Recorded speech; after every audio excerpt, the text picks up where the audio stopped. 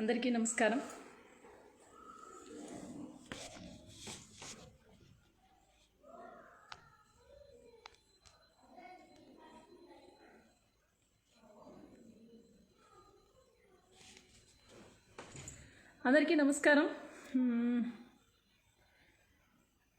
Voice సరిగ్గా వినిపిస్తుందో లేదో, ఈరోజు కొంచెం డిస్టర్బెన్స్ ఉంది.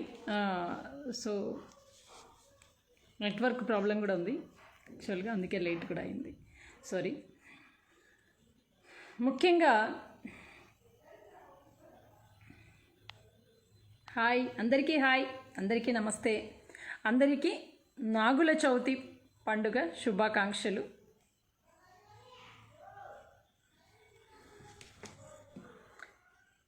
అందరినీ కూడా భగవంతుడు చల్లగా చూడాలని కోరుకుంటూ, గుడ్ ఈవినింగ్. థ్యాంక్ యూ, బాగా వినిపిస్తోంది, థ్యాంక్ యూ. ముఖ్యంగా ఈరోజు లెమన్ గడ్డ గురించి మాట్లాడాలని వచ్చాను. సారీ, ముందుగా చెప్పకపోవడానికి. నిమ్మగడ్డ రమేష్ గారు చాలా అత్యుత్సాహం ప్రదర్శిస్తున్నారు ఎన్నికలు జరపాలి అని. ఆ అత్యుత్సాహం ఎందుకు అన్న విషయము ఒకసారి అందరితో పంచుకోవాలనిపించింది. నిమ్మగడ్డ గారికి పాపం తన యజమాని ఇప్పుడు గన ఏదైనా కొంచెం పుంజుకోకపోతే ఇంకా జీవితంలో ఎప్పటికీ పుంజుకోలేడని భయం పుట్టుకుంది.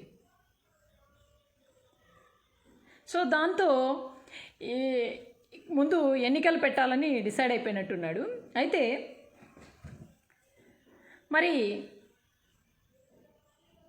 అప్పుడు ఎన్నికల నోటిఫికేషన్ వచ్చి చాలా మటుకు వైఎస్ఆర్సీపీవి సంబంధించిన ఏకగ్రీవాలు జరిగిపోయి ఒకే ఒక కేసు ఈ రాష్ట్రంలో కరోనా కేసు ఒకే ఒక కేసు ఉన్న సమయంలో ఇప్పుడు జరిపేయండి, ఇబ్బంది లేదు, కొంచెం జాగ్రత్తలు తీసుకుందామని ప్రభుత్వం ఎంత చెప్పినా కూడా అధికారుల సైతం అన్నీ సన్నద్ధం చేసుకున్న తర్వాత, అందరూ నామినేషన్స్ కూడా వేసిన తర్వాత మరి ఎందుకు ఆ రోజు హూటాహూటీన ఎన్నికలను ఆపించాల్సి వచ్చింది? కోర్టుకెళ్ళి మరి ప్రజల ప్రాణాలతో చెలగాటం, ప్రజలకు ప్రాణభయం ఉంది, కరోనాతో ముప్పు ఉంది అని ఆ రోజు మాట్లాడిన నిమ్మగడ్డ, సెగగడ్డ ఈరోజు మరి ఎందుకు వేల కేసులు, ఒక్క కేసు ఉన్న సమయంలో ప్రజల ప్రాణాల మీద, ప్రజల మీద ప్రేమ పుట్టుకొచ్చిన నిమ్మగడ్డకు ఈరోజు ఎందుకు ఆ ప్రజల హాని తలపెట్టాలని చూస్తున్నాడు? ఈ రాష్ట్రంలో ప్రజలు సంతోషంగా ఉండకూడదని, ఈ రాష్ట్రంలో ప్రజలందరికీ కరోనా వ్యాప్తి జరగాలని కోరుకుంటున్నాడు. లేదు, ఇంకొక విషయం చూస్తే తన పదవీ కాలము ముగిసిపోతోంది కాబట్టి త్వరలో తాను ఉండంగానే స్థానిక సంస్థల ఎన్నికలు జరిపి తన యజమాని అయినటువంటి చంద్రబాబు నాయుడుకు మేలు కలిగించి తద్వారా తన స్వామి భక్తిని చాటుకోవాలని, తను కూడా రుణం తీర్చుకోవాలని పాపం నిమ్మగడ్డ ఓబలాట పడిపోతున్నాడు. అయితే నిమ్మగడ్డకు ఒక్కటే చెప్తున్నాం, ప్రజాస్వామ్యంలో ఒక వ్యవస్థలకి మీరు ఒక ఉన్నత స్థానంలో ఎన్నికల అధికారిగా మీరు వచ్చిన తర్వాత మిమ్మల్ని ఎవరో చంద్రబాబు నాయుడే నియమించి ఉండొచ్చు. చంద్రబాబు నాయుడు వల్ల మీ కూతురు మీరు లబ్ధి పొంది ఉండవచ్చు. మరి ఆంధ్ర రాష్ట్ర ప్రజలందరూ ఏం చేశారు? నిమ్మగడ్డకి స్వామి భక్తి చూపించాలంటే చంద్రబాబు నాయుడికి మార్చి తర్వాత తమరి పదవీ కాలం అయిపోతోంది కాబట్టి టీడీపీ కండువా వేసుకొని తెలుగుదేశం పార్టీలో చేరి సభ్యత్వం తీసుకొని చేరి చంద్రబాబు నాయుడు ద్వారా ఏదో ఒక సీటుకి సంపాదించుకొని, అది కార్పొరేటర్ కూడా మీరు ఏమైనా పోటీ చేయాలనిపిస్తే పోటీ చేసి స్వామి భక్తి చాటుకోండి కొంచెం మీరు ఏదో ఆ విధంగా. అంతేగాని ఒక ప్రజాస్వామ్యమైనటువంటి వ్యవస్థలలో ప్రజాస్వామ్యాన్ని అపహాస్యం చేస్తూ, అసలు కరోనా కేసులే లేని సమయంలో, ఒకే ఒక కరోనా కేసు ఉన్న సమయంలో ఆంధ్ర రాష్ట్ర ప్రజలకు ఇబ్బంది కలుగుతుంది, కోవిడ్ కారణంగా దీన్ని ఖచ్చితంగా పోస్ట్పోన్ చేయాల్సిందే, ఇప్పుడు ఎన్నికలు జరపడానికి వీల్లేదు అని చెప్పిన నిమ్మగడ్డ ఈరోజు 2000 కేసులు ఉన్న సమయంలో ఎందుకు హుటాహుటిన ఈరోజు ఎన్నికలు జరపాలని అత్యుత్సాహం ప్రదర్శిస్తూ, ఏకంగా నేను ఎన్నికలు ఫిబ్రవరిలో జరిపేస్తున్నాను అంటే ప్రకటనలు చేస్తూ, తను ఒంటెద్దు పోకడలకి ఎందుకు పోతున్నాడు అన్న విషయం ఈ రాష్ట్రంలోని ప్రజలతో పాటు చిన్న పిల్లలకు కూడా తెలుసు. ఈ నిమ్మగడ్డ ఈ రాష్ట్రానికి పట్టిన సెగగడ్డ. ఈ నిమ్మగడ్డ ఈ రాష్ట్ర ప్రజల ప్రాణాలతో చెలగాటం ఆడుకోవడానికి వచ్చిన కొరివిగడ్డ. ఈ నిమ్మగడ్డ ప్రజాస్వామ్య వ్యవస్థలను ఒక బానిసలలాగా చూపించటానికి తయారైనటువంటి ఒక బానిస, ఇంకా పదం వాడొచ్చో లేదో,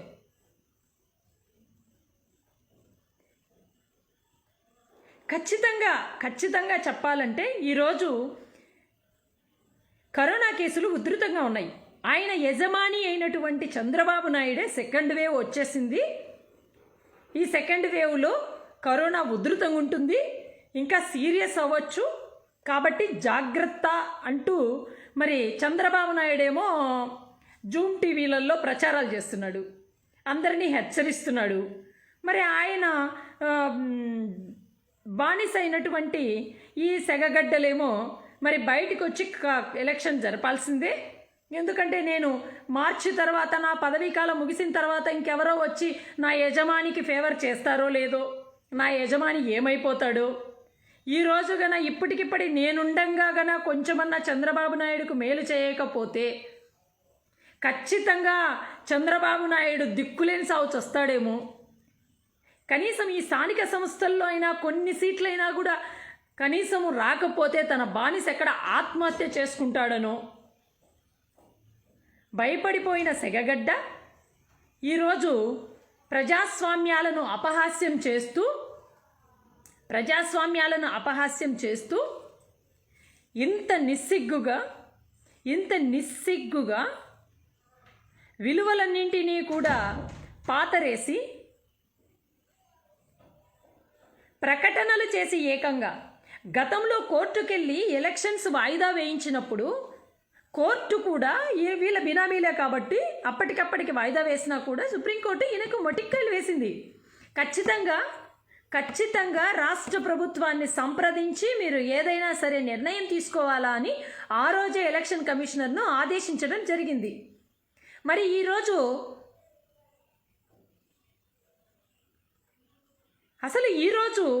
మరి ప్రజాస్వామ్యంలో ఉన్న నిమ్మగడ్డ సుప్రీంకోర్టు చేసిన వ్యాఖ్యలను కూడా తుంగలో తొక్కి ఈరోజు మరి రాష్ట్ర ప్రభుత్వాన్ని కూడా సంప్రదింపులు చేయకుండా ఏ విధంగా ఎన్నికలు జరుపుతానంటూ స్టేట్మెంట్లు ఇస్తున్నాడో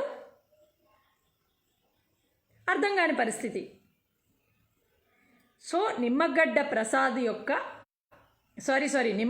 రమేష్ యొక్క ఒకటే ఒక బాధ ఏంటంటే మార్చితో తన పదవీ కాలం అయిపోతుంది కాబట్టి ఈ లోపే ఎన్నికలు జరిపి తన యజమాని రుణం తీర్చుకోవాలి.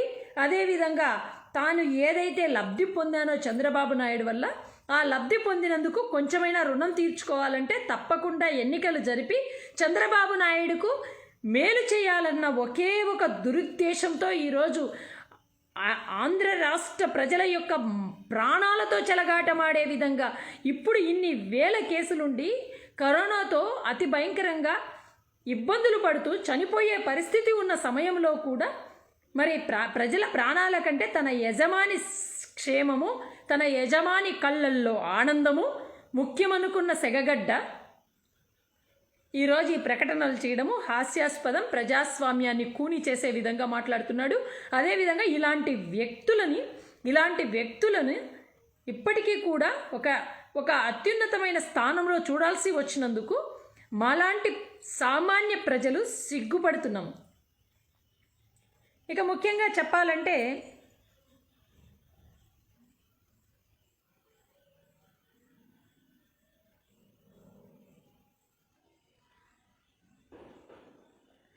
అరే బాబు కృష్ణ యాదవ్, నేను చేసుకుంటలేరా ఫస్ట్ నాయన, మీ అమ్మకు మీ అక్కకు వాళ్ళకేమన్నా ప్రాబ్లం ఉంటే చూపించు.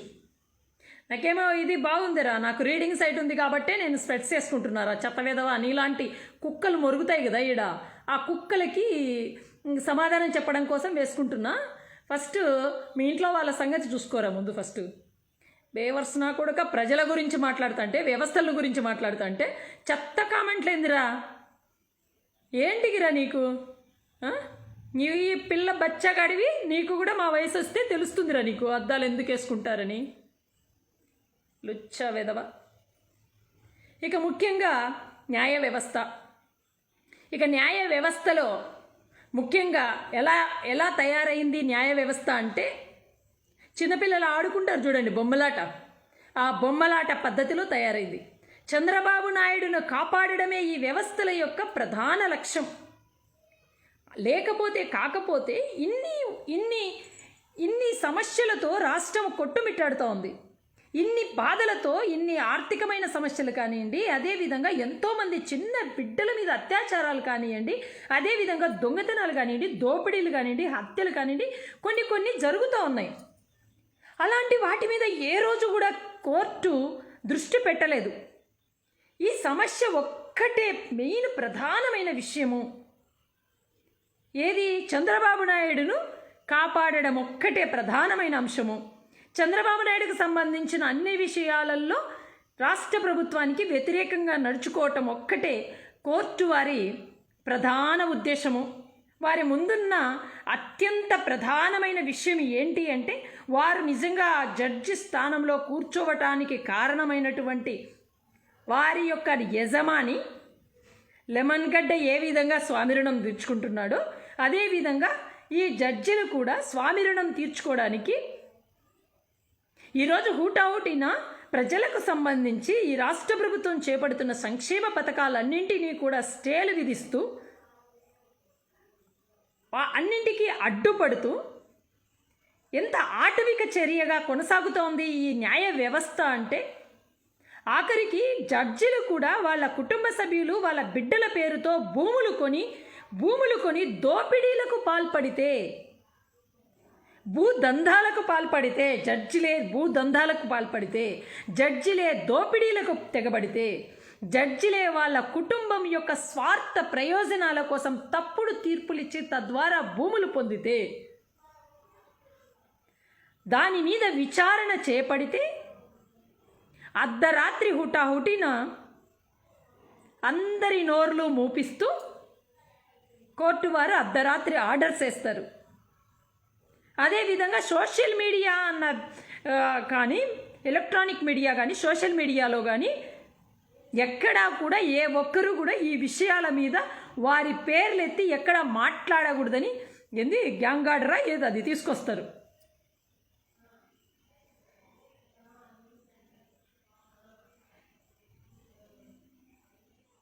మరి దాంట్ల మీద అంత పెద్ద ఆర్డర్స్ తీసుకోవాల్సిన అవసరం ఏముంది? ఒక్క జడ్జ్ అయినా అవినీతి ఆరోపణలు ఎదుర్కొంటూ, క్విడ్ ప్రోకో ఆరోపణలు ఎదుర్కొంటూ, మనీ లాండరింగ్ ఆరోపణలు ఎదుర్కొంటున్న ఒక్క జడ్జ్ అయినా సరే బయటకు వచ్చి, మేము తప్పు చేయలేదు, మేమెక్కడా దోపిడీ చేయలేదు, మేమెక్కడా కూడా మోసం చేయలేదు, మేమెక్కడ ఆ భూములు లంచం కింద తీసుకొని చంద్రబాబు నాయుడుకు ఫేవర్గా తీర్పులు ఇవ్వలేదు అని ఒక్కరు కూడా చెప్పలేదు ఇంతవరకు. కేవలం ఏంటి? మాట్లాడకూడదు, విచారణ జరగకూడదు, ఎవ్వరు ఈ విషయంగా ఎవరైనా పోస్టులు పెడితే, ఎవరైనా మాట్లాడితే వాళ్ళ మీద కేసులు. ఎందుకు కేసులు పెట్టాలి? ఒక 17 మంది మీద కేసులు పెట్టి ఈరోజు సిఐడి విచారణకు, సిబిఐ విచారణకు ఆదేశించాల్సిన అగత్యం ఏమొచ్చింది? అంటే ఈ ప్రజాస్వామ్యంలో దొంగలను దోపిడీదారులను కాపాడుకుంటూ వెళ్ళాలా? దొంగలు దోపిడీదారులు జడ్జిలైతే, మోసగాళ్ళు జడ్జిలైతే ఎవ్వరూ మాట్లాడకూడదా? ఎవరు ప్రశ్నించకూడదా? ప్రశ్నించే అధికారం ఎవ్వరికి లేదా? జడ్జిలు ఏమన్నా పైనుంచి ఊడిపడ్డారా? ఆయనకేం రాజ్యాంగంలో ఎవరికి జడ్జిలకేమన్నా ప్రత్యేకమైన అధికారాలు ఏమైనా రాసి పెట్టారా? జడ్జిలు మనుషులే కదా. జడ్జిల ముందు ఆదర్శంగా నిలబడండి. జడ్జిల ముందు తప్పు చేయకుండా ఆదర్శంగా నిలబడండి.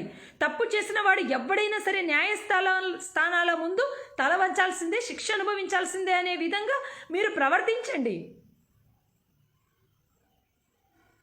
కేవలము మీరు దోపిడీ చేయొచ్చు, మీరు తప్పుడు తీర్పులు ఇచ్చి మీ బిడ్డల పేరుతో భూములు పొందొచ్చు, మీరు తప్పుడు తీర్పులు ఇచ్చి మీరు కోట్ల రూపాయలు దోచుకోవచ్చు. ఏంటి న్యాయ వ్యవస్థ? న్యాయ వ్యవస్థ అన్నది నీతికి, న్యాయానికి ప్రతీకగా నిలబడాల. మీ మీద ఆరోపణలు వచ్చినప్పుడు ఇమీడియట్గా మీరు చేయాల్సింది గ్యాంగ్ ఆర్డర్ కాదు. గ్యాంగ్ ఆర్డర్ ఏంది నాకైతే తెలియదు. ఆ ఆర్డర్లు మేము ఎప్పుడు వినలా. నేనేమి ఇంగ్లీష్ మీడియం కాదు చదివింది.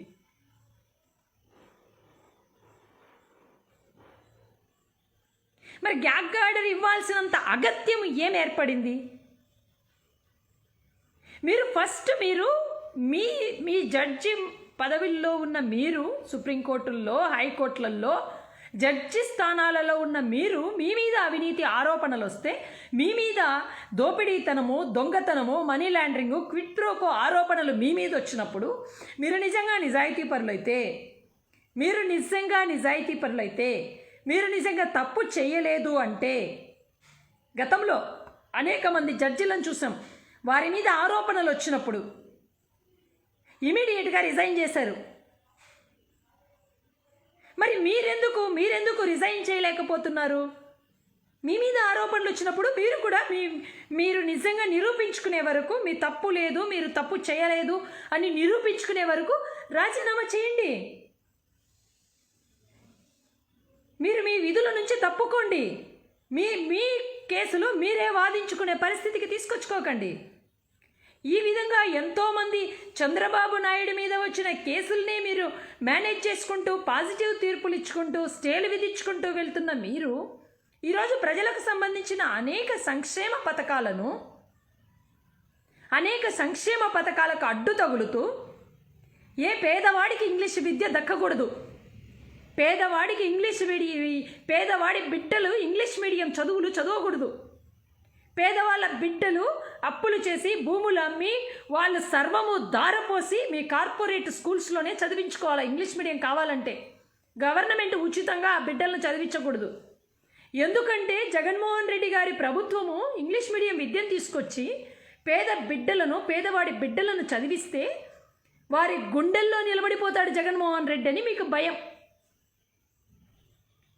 అదేవిధంగా పేదవాళ్ళ జీవితాలు బాగుపడతాయని ఫ్రీగా చదువుకుంటే వారు సంపాదించి కూలీ నాలి చేసుకున్నది, అదేవిధంగా వాళ్ళ ఉన్న భూమిలో లేకపోతే ఉన్న ఇల్లులో అమ్ముకొని మీ కార్పొరేట్ స్కూల్స్కు కట్టుకుంటే మీకు సంతోషం, పేదవాడి జీవితం నాశనమైపోతే.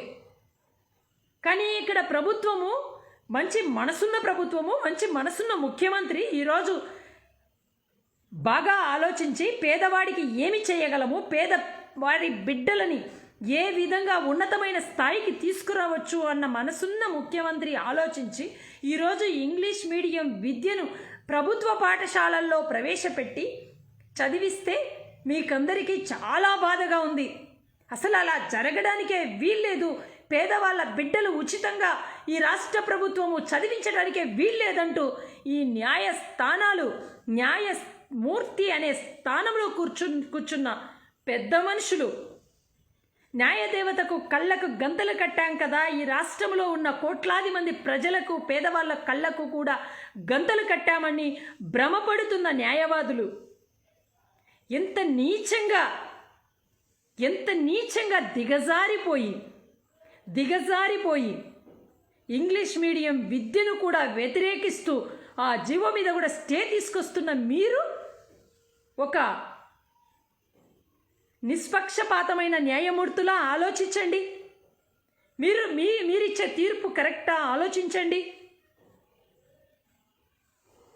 అదేవిధంగా పేదవాడికి నిజంగా సొంతింటి కళ అన్నది నెరవేరుస్తానని జగన్మోహన్ రెడ్డి గారు ఆ రోజు ఎన్నికలకు ముందు ప్రజలకు మాటిచ్చారు.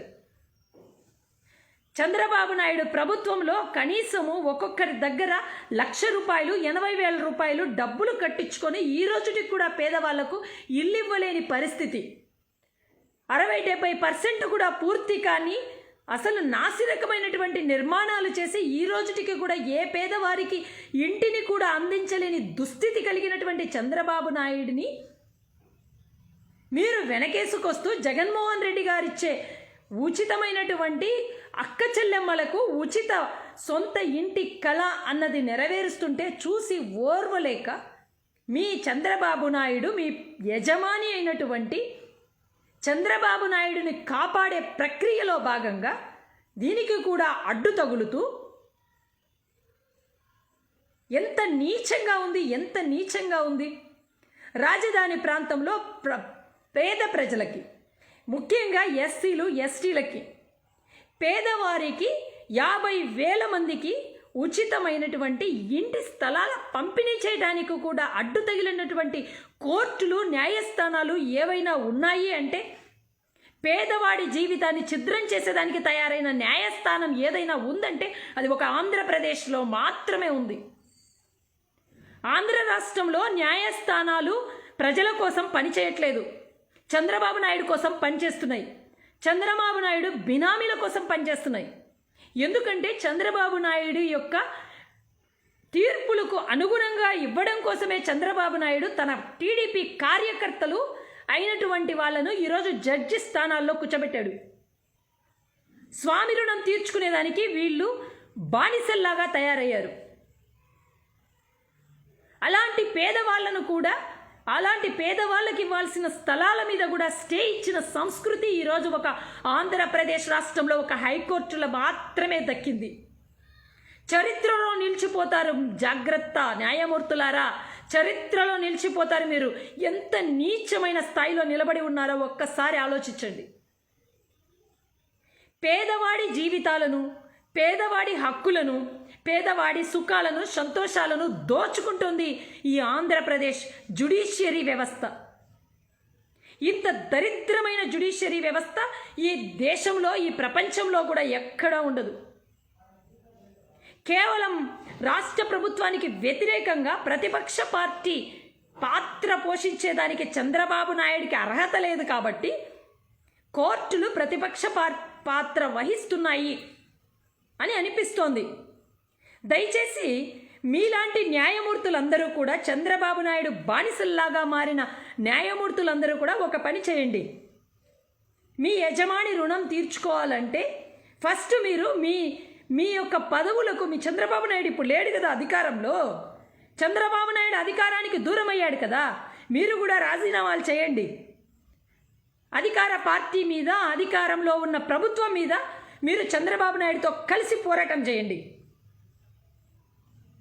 అప్పుడు మీరు శభాష్ అనొచ్చు. ఎందుకంటే మీకు మేలు కలిగి మీకు లబ్ధి చేకూర్చిన మీ యజమానికి మీరు అండగా నిలబడాలంటే మీ పదవులకు రాజీనామా చేయండి. ఆఖరికి శాసనసభలో కానీ, మరి శాసనసభలో చేసిన చట్టాలను కూడా మీరు ఈరోజు అపహాస్యం చేస్తూ కోర్టులలో వ్యతిరేకమైన తీర్పులు ఇవ్వగలుగుతున్నారంటే ఎంత నీచమైన ఆలోచనలతో, ఎంత బానిసత్వంతో బతుకుతున్నారు ఈరోజు న్యాయమూర్తులు అన్నది ప్రతి ఒక్కరూ చెప్పచ్చు. ఈరోజు మీరు అధికార వికేంద్రీకరణ కూడా వ్యతిరేకమే ఈ న్యాయ వ్యవస్థలు.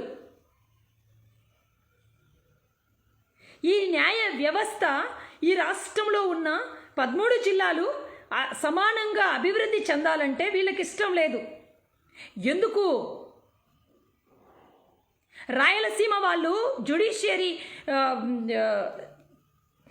జ్యుడిషియరీ రాజధానిని తీసుకొచ్చి హైకోర్టును కర్నూలుకు తరలిస్తే రాయలసీమలో కొన్ని ప్రాంతాలు బాగుపడతాయని వీళ్ళ బాధ. అదేవిధంగా ఉత్తరాంధ్రలో ఎగ్జిక్యూటివ్ క్యాపిటల్ను తీసుకెళ్లి పరిపాలనా విభాగాన్ని అక్కడికి తీసుకెళ్లడం వల్ల అక్కడ ఉత్తరాంధ్ర ప్రాంతం డెవలప్ అవుతుందని ఇక్కడ యొక్క వీళ్ళ బినామీలు వీళ్ళ కులమూర్తుల యొక్క భూములకు రేట్లు పడిపోతాయని వీళ్ళకు నిజంగా చాలా బాధ. న్యాయమూర్తులారా, మీరు నిజంగా న్యాయస్థానాలలో జడ్జిల స్థానము కంటే మీరు రాజీనామా చేసి రియల్ ఎస్టేట్ వ్యాపారం చేయండి. మీరు రాజకీయాలలో ఒక పార్టీలో కండువాలేసుకొని మీరు వాళ్లకు తోడుగా నిలబడండి, అండగా నిలబడండి, పోటీ చేయండి, ప్రజాక్షేత్రంలో గెలవండి. అంతేగాని సిగ్గు శరం వదిలేసి, మానం అభిమానం వదిలేసి, విలువలకు పాతరేసి ఏకంగా మేము చంద్రబాబు నాయుడు మనుషులం, మేము ఎవరినైనా మేనేజ్ చేయగలం, మేము ఎక్కడి నుంచైనా సరే మేనేజ్ చేయగలం, మాకు కావలసింది మా యజమాని బాగుపడడం, మా యజమానికి అనుకూలంగా తీర్పులిచ్చి మేము పొందిన మా భూములకు రేట్లు నిలబెట్టుకోవడం, మేము బాగుంటే చాలు, ఎవరు ఎలా పోయినా పర్వాలేదు మాకు అనే మీ వైఖరి ఏదైతే ఉందో, భగవంతుడున్నాడు. ప్రజలకు అడ్డు తగులుతూ ప్రజల సంక్షేమానికి అడ్డు తగిలే ఎవ్వరికీ కూడా మనుగడుండదు. జాగ్రత్త.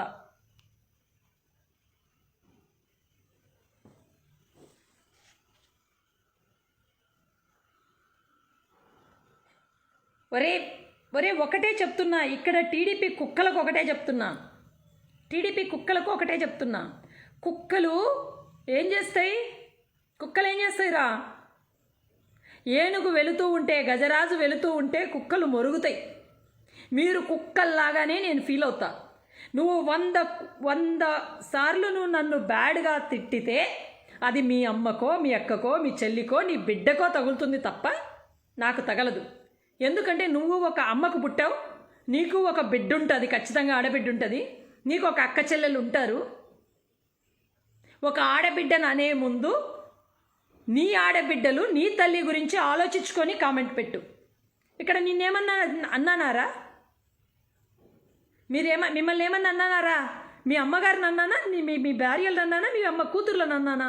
అనలేదు కదా. మరి ఎందుకురా మీకు వచ్చిన బాధ? మీరు గజరాజు వెళుతుంటే కుక్కలు మొరిగినట్లే మేము మాట్లాడితే నీతి న్యాయంగా, మేము ప్రజాబద్ధంగా మేము విమర్శ చేస్తే కుక్కల్లాగా మీరు మొరుగుతున్నారు. ఇక్కడ ఆ మొరిగే కుక్కలన్నింటికీ ఒకటే. కుక్కలు ఎక్కడంటే అక్కడ రోడ్ల మీద, లారీల కిందో, బస్సుల కిందో పడి తుక్కులుగా అయిపోతుంటాయి. అదే మీ బతుకు అదే. భగవంతుడు ఆడవాళ్ళను మాట్లాడిన వాడికి నామరూపాలు లేకుండా చేస్తాడు. జాగ్రత్త. అరే ఫేక్ నా కొడుకల్లారా, ఒక్కడికి కూడా కరెక్ట్గా అకౌంట్ ఉండదు. ఒక్క నా కొడుకు కూడా లాక్ చేసుకోకుండా, అకౌంట్ లాక్ చేసుకోకుండా కామెంట్ చేయలేడు. ఎందుకురా మీ బతుకులు? నువ్వు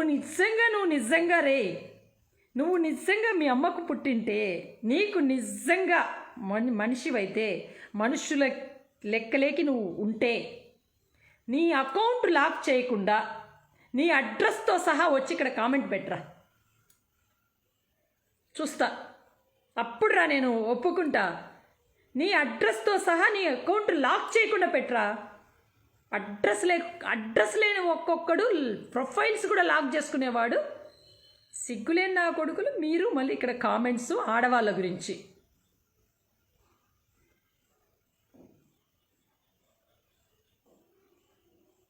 ఒరే మరి చంద్రబాబు నాయుడు అధికార పక్షంలో ఉన్నప్పుడు ఎందుకురా ఇంగ్లీష్ మీడియం అన్నాడు? ఈరోజు జగన్మోహన్ రెడ్డి చేస్తే మీకు తప్పైపోయిందా? మరి జగన్మోహన్ రెడ్డి ఈ ప్రభుత్వంలో స్థానిక సంస్థల ఎన్నికలు ఖచ్చితంగా జరపాలని పట్టుబట్టినప్పుడు ఎందుకురా ఆపిచ్చాడు? చంద్రబాబు నాయుడు ఎందుకు ఆపిచ్చాడు రా లెమన్ గడ్డతో?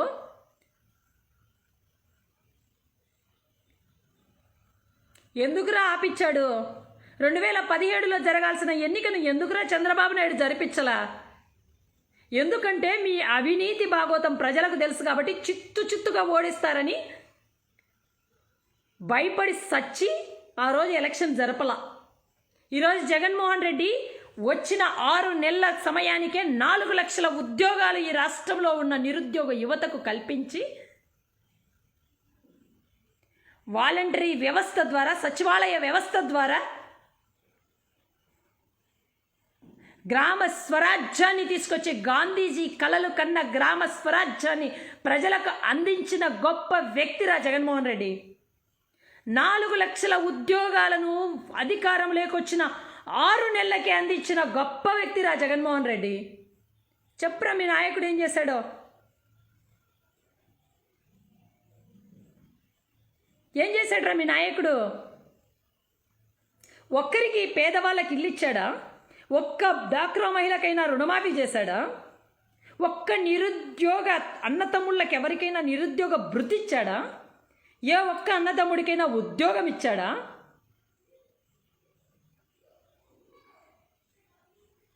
ఏం చేశాడురా? ఇంటింటికి ల్యాప్టాప్ అన్నాడు, ఇంటింటికి చదువుకునే పిల్లలకు సైకిల్ అన్నాడు.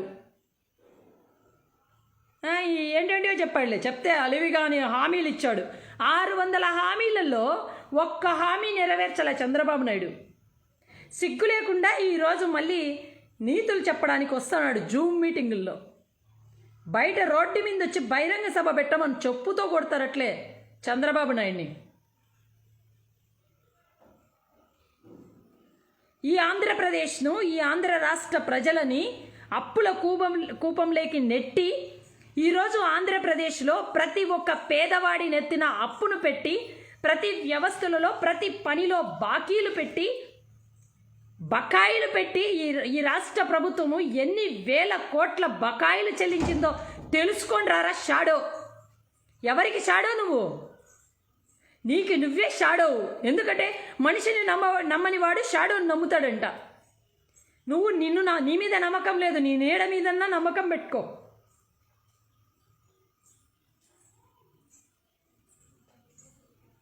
ఎస్, దమ్మున్న నాయకుడు కాబట్టే జగన్మోహన్ రెడ్డి గారు ఈరోజు ముఖ్యమంత్రి స్థానంలో ఉన్నా కూడా కోర్టులకు వెళ్ళి తన మీద విచారణ జరిపి నిజానిజాలు నిగ్గు తేల్చండి, నేను తప్పు చేయలేదు అని నిలబడిన దమ్మున్న నాయకుడు జగన్మోహన్ రెడ్డి. నీ బొల్లిబాబు చంద్రబాబు నాయుడు ఈరోజు స్టేలు ఎత్తించుకోమను, 22 స్టేలు ఎత్తేపించుకోమను. మరి ఆ స్టేలు ఎత్తేస్తే వాడికి తిరగడానికి వారంలో కాదు, గంటకు ఒక కేసు తిరిగినా కూడా సరిపోదు వాడికి టైం. అంత నీచ నికృష్టమైన స్థానంలో ఉన్నాడు చంద్రబాబు నాయుడు.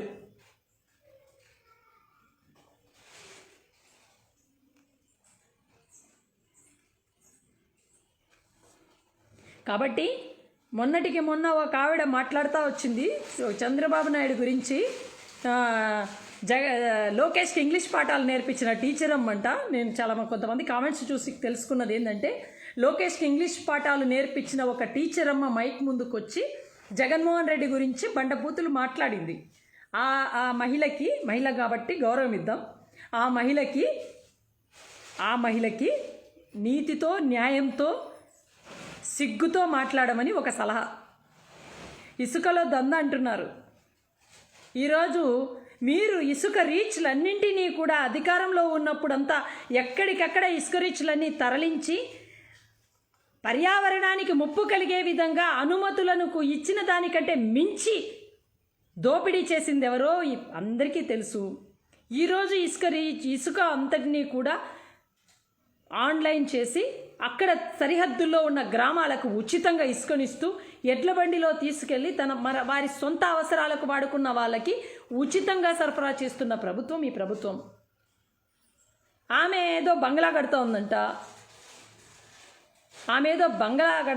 ఆమెకి ఇసుక దొరకలేదంట.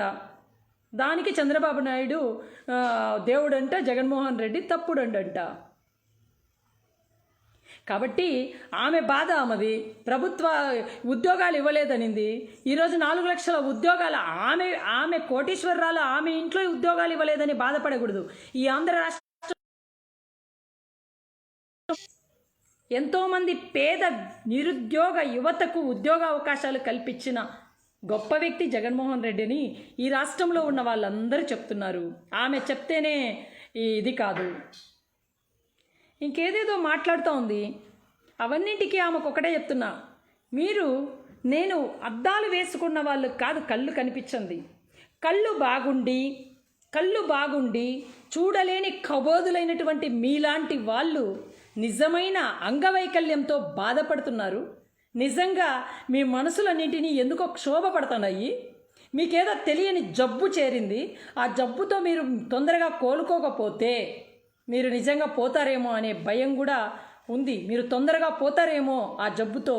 ఎందుకంటే చంద్రబాబు నాయుడికి బానిసలుగా మారిపోయిన మీరు జరుగుతున్న అభివృద్ధిని, జరిగిపోతున్న మంచిని, చేస్తున్న మేలును కూడా గుర్తించలేని మీరు నిజంగా గాఢాంధకారంలో కూరుకుపోయిన అంగవైకల్యంతో బాధపడుతూ తెలియని జబ్బుతో కొట్టుమిట్టాడుతూ వైద్యమే దొరకని జబ్బుతో అల్లాడిపోతున్న రోగులు మీరు.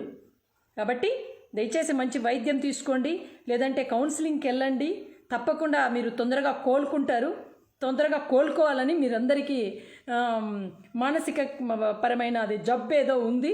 దాని నుంచి మీరందరూ తెలుగుదేశం పార్టీకి సంబంధించిన వాళ్ళందరూ కూడా కోలుకోవాలని కోరుకుంటున్నా. ఇంకా తిరుపతి ఉప ఎన్నికల మీద కూడా అవాకులు చవాకులు పేరుతున్నారు. బీజేపీ పాపం ఇక్కడ రావెల కిషోర్ని నిలబెడుతుంది అనేది ఒక ఇది. అదేవిధంగా సోము వీర్రాజు గారు ఒక స్టేట్మెంట్ కూడా మొన్న తిరుపతికి వచ్చి ఇచ్చారు. బీజేపీ దుబ్బాకలో జరిగిన అదే రిపీట్ అవుతుంది, తిరుపతిలో కూడా గెలిచిపోతున్నామని. అదేవిధంగా నేను ఒక్కటైతే చెప్పగలుగుతున్నా, ఈ దక్షిణాది రాష్ట్రాలలో మీరు ఏదో ముందుకు పోవాలనుకుంటే మీరు చేయాల్సిన పని ఒక్కటి.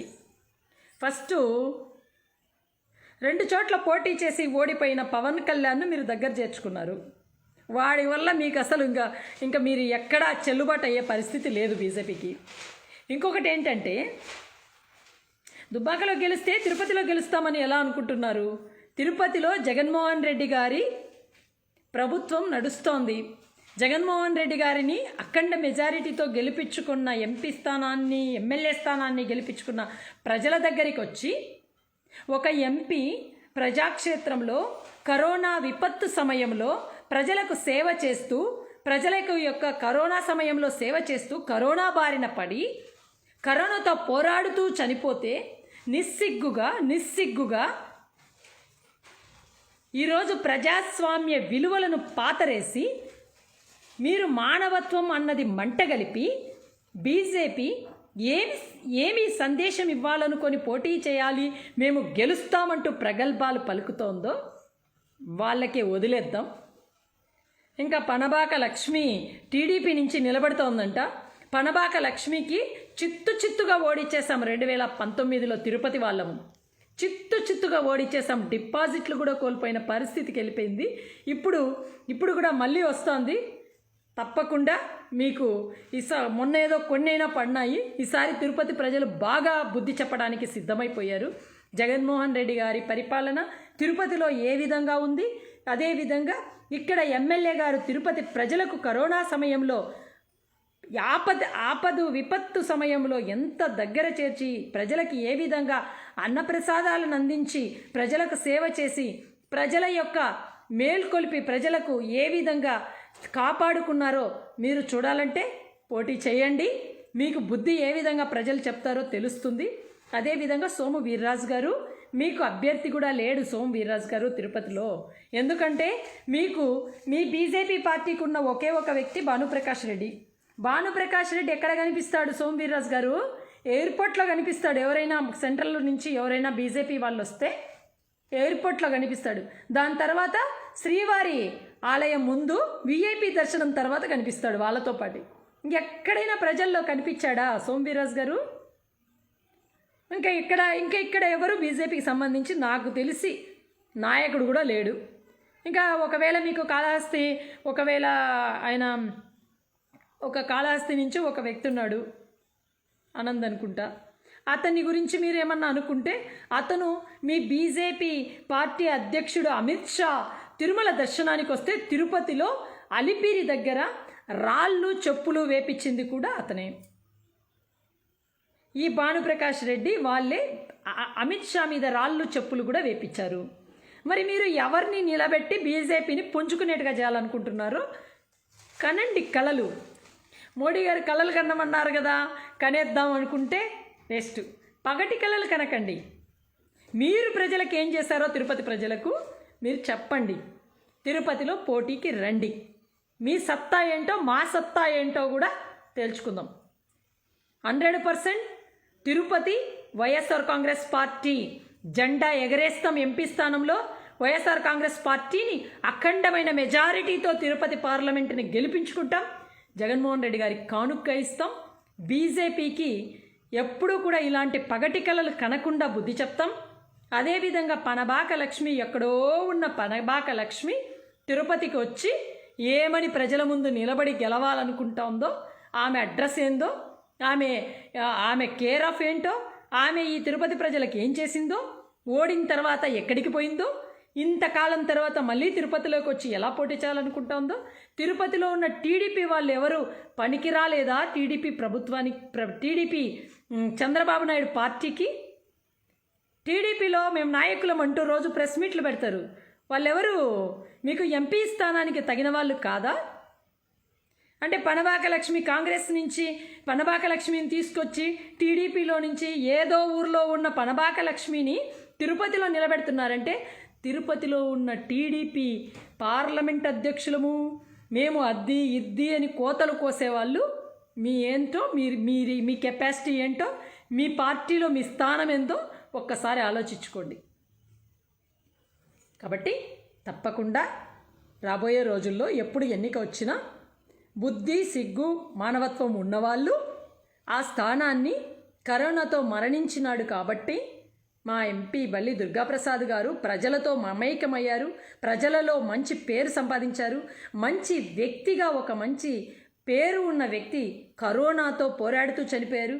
ఆయన కుటుంబం నుంచి ఈరోజు ఎంపీ స్థానంలో పోటీ చేస్తుంటే మానవత్వం లేకోకుండా కనీసమైన విలువలకు పాతరేసిన ఈ రెండు పార్టీలు ముందు మేము పోటీ మేము గెలుస్తామంటూ ఎగేసుకొని వస్తున్నారంటే వాళ్ళకి, వాళ్ళ మనస్తత్వానికి, వాళ్ళ బుద్ధికి, వాళ్ళకి ఉన్న అజ్ఞానానికి ఇంకా వాళ్ళకే వదిలేద్దాం. తప్పకుండా తిరుపతి పార్లమెంటు స్థానాన్ని అఖండమైన మెజారిటీతో గెలిపిస్తాం. మేమేంటో చూపిస్తాం. వైఎస్ఆర్ కాంగ్రెస్ పార్టీ తిరుపతికి కంచుకోటగా మారబోతోంది. ఖచ్చితంగా జగన్మోహన్ రెడ్డి గారికి ఈ తిరుపతి ప్రజలందరూ కూడా ఎంపీ స్థానాన్ని గెలిపించిస్తారు. కాబట్టి ఇక్కడ అవాక్కులు చవాకులు పేలే వాళ్ళందరూ డాక్టర్ దగ్గరికి పోయి చూపించుకోండి. మీ ఇంట్లో వాళ్ళకు కూడా ఒకసారి మేము ఇట్లా ఒక మహిళ ఈ విషయాలు ప్రజలకు సంబంధించి, వ్యవస్థలకు సంబంధించి మాట్లాడుతూ ఉంటే మేము ఈ కామెంట్లు పెట్టామని చూపిండి. మిమ్మల్ని చెప్పు తీసుకొని మీ ఇంట్లో ఆడవాళ్ళు కొడతారు. అది ఖచ్చితంగా నిజం అది. కాబట్టి ఇంకోటి ఏంటంటే 17 మంది మీద ఈ న్యాయమూర్తులు, ఈ న్యాయ కులమూర్తులు కేసులు పెట్టారు. నా అన్న తమ్ముళ్ళకందరికీ నేను ఒకటే చెప్పదలుచుకున్నా, 17 మంది కాదు, ఈ సోషల్ మీడియా వేదికగా వందలాది మందిని జడ్జిలను విమర్శిస్తూ, జడ్జిలు చేస్తున్న ఇలాంటి ఈ స్వార్థపూరితమైనటువంటి తీర్పుల మీద, స్వార్థపూరితమైనటువంటి వ్యాఖ్యల మీద, అదేవిధంగా వారి కుటుంబ లబ్ధి చేకూరుస్తూ భూముల కొనుగోళ్ల మీద, వీటన్నింటి మీద మేమందరం వందలాది మంది మాట్లాడాం. మీకు దమ్ము ధైర్యం ఉంటే న్యాయమూర్తులారా అందరి మీద పెట్టండి కేసులు, అందరినీ లోపలేయండి. ఈ రాష్ట్రంలో ఉన్న జైళ్ళు సరిపోకపోతే ఈ దేశంలో ఎక్కడైనా జైళ్ళు ఖాళీగా ఉంటే కనుక్కోండి, అక్కడ కూడా వేయండి. మేము సిద్ధమే. ప్రజాస్వామ్యంలో ఖచ్చితంగా విమర్శ చేస్తాం. తప్పు చేసినోడిని నిలదీస్తాం. తప్పు చేసినోడిని ఇదే వేదికగా కడిగి పారేస్తాం. కాబట్టి మేము ఎక్కడ భయపడేది లేదు. ఆ 17 మంది నా అన్నదమ్ములందరికీ చెప్తున్నా, తప్పకుండా మా వంతు సహాయ సహకారాలు మీకు తప్పకుండా ఉంటాయి. ఖచ్చితంగా మీకు ఏ ఇబ్బంది వచ్చినా ఫస్ట్ మీరు మీ దగ్గరికి ఏ అధికారి పోలీస్ అధికారి వచ్చి మీ మీద ఏదైనా చర్యలు చేపట్టే ముందు దొంగతనాలు చేసిన వాళ్ళు, దోపిడీలు చేసిన వాళ్ళు, భూదందాలు చేసిన వాళ్ళు, న్యాయ వ్యవస్థను అడ్డం పెట్టుకొని భూముల కొనుగోళ్లు చేసి నిజంగా మనీ లాండరింగ్కి, కిట్ ప్రోకోకి పాల్పడిన జడ్జిల మీద ముందు చర్యలు తీసుకొని తర్వాత మీ దగ్గరికి రమ్మని చెప్పండి. ఖచ్చితంగా ఇది ప్రతి ఒక్కరు అడగాలని, ప్రతి ఒక్కరు నిలదీయాలని కోరుకుంటున్నా. మీ మీద చర్యలు చేపడితే పోరాటం చేయడానికి మేము సిద్ధంగా ఉంటాం. మీ మీద చిన్న ఇబ్బంది పెట్టినా మిమ్మల్ని మేమందరం ముందుకొస్తాం. మీ అందరికీ ఈ అక్క ఎప్పుడు అండగా ఉంటుందని తెలుపుతూ, న్యాయమూర్తులారా మీరు ముందు పరీక్షకు సిద్ధపడండి. మీ అవినీతి లేదని, మీ తప్పు లేదని నిరూపించుకోండి. తర్వాత నా అన్నదమ్ముల మీద విచారణకు ఆదేశించండి. లేదు మీరు నిజంగానే మీరు ఇలా పక్షపాతంగా వెళ్ళాలనుకుంటే, వందలాది మంది ప్రజలు, సామాన్య ప్రజలు కూడా మిమ్మల్ని విమర్శ చేశారు కాబట్టి అందరినీ తీసుకెళ్లి జైల్లో వేయండి. మీరు మాత్రమే కోర్టులో కూర్చొని చంద్రబాబు నాయుడుకి స్టేలిస్తూ, కమ్మని స్టేలిస్తూ, మీ చంద్రబాబు నాయుడును కాపాడుకుంటూ ఈ ప్రజలకు సంబంధించినవన్నీ కూడా ఆపేస్తూ వెళ్ళండి. ఓకేనా? న్యాయమూర్తులారా మారండి. మీరు మారితేనే ఈ సమాజం బాగుపడుతుంది. లేదంటే మీలాంటి వాళ్ళు చరిత్రలో నీచ స్థాయిలో నిలబడిపోతారు. ఇది మాత్రం కన్ఫర్మ్. Thank you.